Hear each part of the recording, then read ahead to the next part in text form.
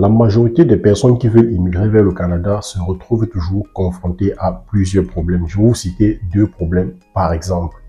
Les preuves de fonds, c'est-à-dire il faut déposer, il faut rassurer le Canada, le gouvernement canadien que vous avez assez de moyens pour que le gouvernement puisse vous donner un visa. Et deuxièmement, si vous partez comme étudiant ou bien comme travailleur, il va aussi falloir que vous prouvez que vous parlez français, c'est-à-dire il faut déposer un diplôme de test linguistique, que ce soit en français ou en anglais. Si tu es confronté à ce genre de problème et que tu es déjà à bout, tu ne sais plus quoi faire, tu es la bienvenue dans cette vidéo parce que dans cette vidéo, je vais te parler d'un pays de l'Union européenne dans lequel vous pouvez aller. Le coût de vie est très bon et il y a moins de taxes à payer. Vous pouvez y aller dans ces pays sans montrer que vous avez assez de moyens ou bien sans présenter un test linguistique. D'accord? Donc, restez jusqu'à la fin de la vidéo. Si c'est ta première fois de regarder cette chaîne, clique d'accord sur les cloches de notification et abonne-toi. Parce que c'est en t'abonnant que la chaîne est proposée à plusieurs personnes et qui me donne aussi la force à moi de fouiller ce genre d'informations et de vous les donner gratuitement parce que ces informations, vous les payez quand vous allez dans les agences de voyage, mais dans ma chaîne ou bien dans notre chaîne à nous, je vous les donne gratuites. Ah oui, comme vous l'avez bien entendu, le but de cette chaîne est de voir chaque Africain quitter son pays d'origine et réaliser son rêve d'immigration. Donc, tu ne paies rien en t'abonnant parce que au cours et au fil du temps, je te donne les idées, je te donne les astuces dans cette chaîne qui te permettent de savoir comment trouver un employeur à l'étranger, comment postuler et comment cheminer tes documents vers le Canada et comment acheminer ta procédure jusqu'à la fin, jusqu'à l'obtention de ton visa, en le faisant toi-même, sans passer par les agences d'immigration qui risquent d'escroquer. Les agences d'immigration ne sont pas toutes fausses, il y a des bonnes, il y a des mauvaises, donc il faut beaucoup faire attention dans le choix des agences d'immigration. Et de toutes les façons, si vous suivez mes vidéos, chaque jour, quand je poste les nouvelles vidéos, vous pouvez faire votre procédure vous-même. Sans bavader plus longtemps, après le générique, profitez aussi du générique pour vous abonner. Hein. C'est 9 secondes et pendant ces 9 secondes, il y a des gens qui n'arrivent pas à s'abonner. Je ne sais pas pourquoi, mais les statistiques ont montré qu'en 9 secondes, on ne peut pas s'abonner à une chaîne YouTube. Essayez de voir si c'est possible. Essayez de voir si ces statistiques sont vraies. Pendant les 9 secondes du générique, essayez de vous abonner, cliquez sur la cloche de notification et laissez un commentaire. On va voir si c'est possible, tout ça en 9 secondes. Donc, après le générique, on balance la suite.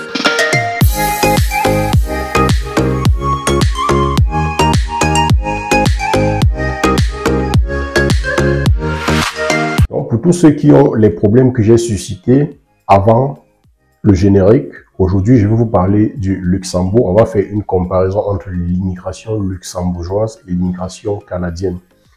Et c'est à vous de juger et de voir si vous avez fait une erreur déjà en vous lançant dans l'immigration canadienne au lieu de faire l'immigration luxembourgeoise, ou bien vous êtes sur le droit chemin, ok? Donc, le but de cette vidéo n'est pas aussi de décourager ceux qui ont déjà lancé l'immigration canadienne. On va aller sur le premier point. Le premier point, quand vous immigrez au Luxembourg ou bien quand vous immigrez au Canada, ok? La chose la plus compliquée, j'ai cité les deux choses au départ de la vidéo, c'est le test de langue et les preuves de fonds. Au Luxembourg, ces deux trucs n'existent pas. Pour immigrer au Luxembourg, vous n'avez pas besoin de montrer que vous parlez français ou bien que vous parlez anglais. Bien que le Luxembourg soit juste un petit pays de l'Europe de l'Ouest, d'accord? Ce n'est pas le plus petit pays de l'Europe parce que je crois que le plus petit pays de l'Europe, c'est le Vatican. Et je crois que le Luxembourg est proche du Vatican, c'est-à-dire peut aussi être l'un des plus petits pays de l'Europe, que quelques millions d'habitants, mais le coût de vie est très élevé là-bas et aussi très abordable. Les gros salaires, ils en ont et ils n'ont pas de taxes, d'accord? Au Canada, par exemple, d'accord, si on enlève les cours de langue, si on enlève les preuves de fonds, si vous êtes déjà, par exemple, au Canada, que vous achetez un t-shirt, ok? Le prix du rayon est différent du prix qu'on va vous donner à la caisse. Or, au Luxembourg, le prix du rayon, c'est le prix de la caisse, ok? Si vous prenez un t-shirt qui vous coûte 25 $ canadiens au rayon, arrivé à la caisse, on va vous dire que ça coûte 38 $ parce qu'on a ajouté les taxes là-dessus. Or, au Luxembourg, c'est le pays de l'Union européenne avec le moins de taxes possible. OK? Au Luxembourg, si vous prenez un t-shirt de 18 euros, de 14 euros, arrivé à la caisse, ça coûte la même chose. La deuxième chose, c'est quoi? C'est que le Luxembourg fait partie du Schengen. Vous savez ce que c'est que le Schengen. Avec un visa luxembourgeois, vous pouvez visiter tous les 22 et plus de pays de l'Union européenne. Alors que si vous avez un visa canadien, vous pouvez juste rester au Canada et peut-être aller aux États-Unis d'Amérique. D'accord? Et aussi, il faut savoir, le Luxembourg est en Europe et le Canada est aux Amériques. Ça veut dire que un billet d'avion quittant le Canada pour votre pays d'origine ou bien pour l'Afrique, ça serait plus cher qu'un billet d'avion quittant l'Union européenne pour les pays d'Afrique. Parce que quand vous regardez sur la carte, vous voyez bien comment l'Europe est proche de l'Afrique et le Canada ou bien les États-Unis sont très éloignés de l'Afrique.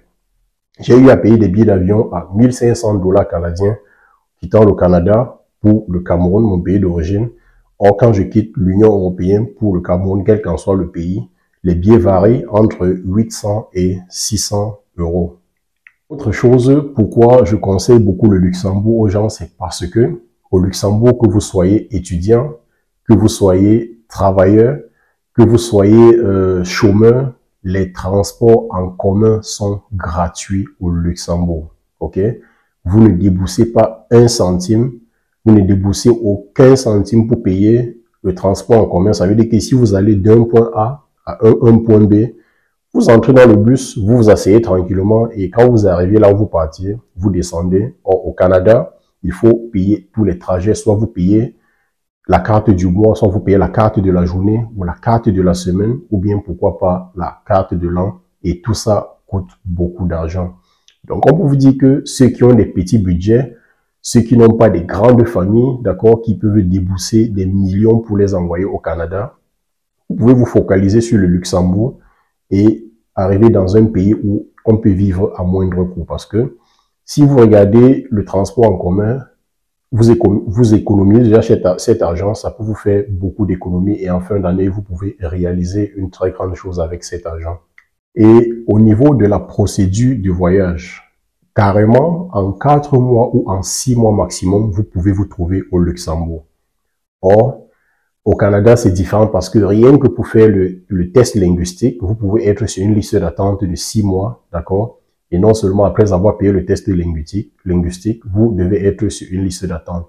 Et bien même quand vous allez composer, ce n'est pas sûr que vous allez réussir. Parce que j'imagine des gens qui sont nés en Afrique, qui parlent bien français, mais ça ne veut pas dire que à l'écrit ou bien à l'oral, ils sont très forts. Il y a des gens qui partent et ils échouent et ça gâte carrément leur immigration. Si tu es dans ce genre de cas, essaye aussi de regarder du côté luxembourgeois. Il y a plusieurs vidéos dans la chaîne YouTube qui parlent de l'immigration au Luxembourg et tu pourras trouver le programme dans lequel tu veux participer pour te retrouver au Luxembourg. Il faut aussi remarquer qu'au Luxembourg, tu peux trouver des employeurs à distance. Et quand tu réussis à avoir un employeur à distance, c'est-à-dire de ton pays d'origine, tu trouves un employeur au Luxembourg, il prend charge de tout. Il prend charge de tout jusqu'à ton permis de travail. Et dans certains, quand même, le permis de travail se fait sur le territoire luxembourgeois. OK? Donc, c'est toute cette petite avantage que vous pouvez aussi regarder et vous rendre compte que, on voulait aller au Canada. C'est vrai que le Canada, c'est l'Eldorado. Tout le monde parle du Canada. Mais il y a aussi un pays comme le Luxembourg qui est très facile et très abordable, où la vie est moins chère. Et beaucoup de personnes sont en train de passer à côté de cette opportunité. OK? Donc, il ne faut pas seulement regarder le Canada, il faut aussi regarder les autres pays aux alentours qui sont même plus économiques. La dernière des choses à savoir à propos du Luxembourg, qui est carrément différent de ce que vous allez comprendre au Canada, c'est que quand vous arrivez au Luxembourg en tant que travailleur, d'accord, écoutez bien, en tant que travailleur, il y a des employeurs qui prennent charge de vos charges, c'est-à-dire qui payent vos factures pendant les 2 ou les 3 premiers mois. Ça se passe comment? C'est que quand vous arrivez au Luxembourg, parce que le Luxembourg est aussi à court de main-d'œuvre, surtout dans les petits métiers comme être hôtesse dans les hôtels ou bien travailler dans les bars, l'employeur prend charge de vos factures parce que quand vous venez d'arriver sur le territoire, c'est supposé que vous n'avez rien. Et maintenant, pour pour contourner ce genre de moyens, il y a des employeurs que quand vous arrivez, ils vous font des bons d'achat à plus de 7000 euros. D'accord? Et cela, il réduit dans votre salaire un peu. Ça dépend comment vous allez vous arranger avec l'employeur, s'il va retirer 100 euros dans vos salaires à la fin du mois ou bien 200 euros dans votre salaire à la fin du mois pour qu'après un certain nombre de mois ou d'années que vous ayez remboursé ce bon qui vous a fait depuis le départ. Donc voilà la différence entre l'immigration canadienne et l'immigration luxembourgeoise. C'est à vous-même de vous asseoir et de réfléchir et voir si vous êtes sur le bon chemin dans l'immigration que vous avez pris. Comme je le redis encore, ce n'est pas pour décourager ceux qui sont déjà sur la route de Luxembourg. Et aussi, c'est aussi pour vous dire qu'on peut lancer deux procédures parallèlement. On n'est pas obligé de rester sur une procédure en disant que non, j'ai déjà tout misé ici. Vu même que l'immigration au Luxembourg est gratuite, il n'y a rien à faire. Si vous parlez anglais, vous êtes la bienvenue au Luxembourg. Si vous parlez français, vous êtes la bienvenue. Si vous avez fait la langue allemande à l'école, parce que l'allemand est aussi parlé au Luxembourg, ok? Vous êtes la bienvenue. Et dans tout ça, on ne vous demande pas les preuves. En fait, on ne vous demande pas ce qui prouve que vous pouviez, que vous sachiez, ou bien que vous connaissez parler ces langues-là, ok? Donc, réfléchissez et puis voyez entre vous. Mettez en commentaire si cette vidéo vous a plu et si vous aimeriez avoir plus de vidéos sur le Luxembourg, sur comment faire pour contacter les employeurs, comment faire pour trouver une université au Luxembourg et pourquoi pas comment faire pour visiter le Luxembourg. Tout en sachant que quand vous entrez déjà au Luxembourg, que ce soit avec un visa travailleur, visa étudiant et visa touriste, vous avez l'occasion de visiter toute l'Europe et tout le Schengen, bien entendu, à part l'Angleterre, puisque l'Angleterre est sortie.